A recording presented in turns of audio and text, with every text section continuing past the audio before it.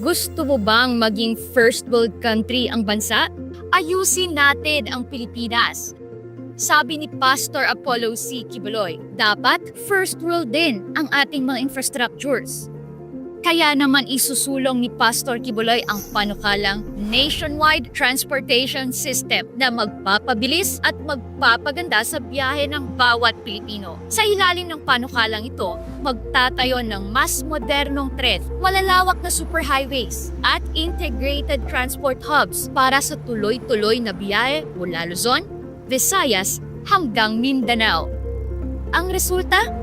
Mas mabilis na biyahe, mas maunlad na negosyo, at mas maraming turistang maaakit sa ating bansa. Marami ang nagdududa, marami ang nagsasabing imposibleng mangyari ito. Pero sabi ni Pastor Quiboloy, yes, it's doable. Hindi lang ito plano, hindi lang ito isang pangarap. May nakausap na si Pastor Quiboloy, isang eksperto na nagawa na ito sa kanilang bansa. At ang maganda, handa silang tumulong upang maisakatuparan ito dito sa Pilipinas. So is this an impossible dream? Hindi kay Pastor Quiboloy. At ito ang kaibahan niya sa ibang kandidato. He has faith. Kaya naman Pilipinas, panahon na para sa isang world-class na transport system. Suportahan natin si Pastor Apollo C. Quiboloy sa Senado para sa mas mabilis, ligtas, at maayos na Pilipinas.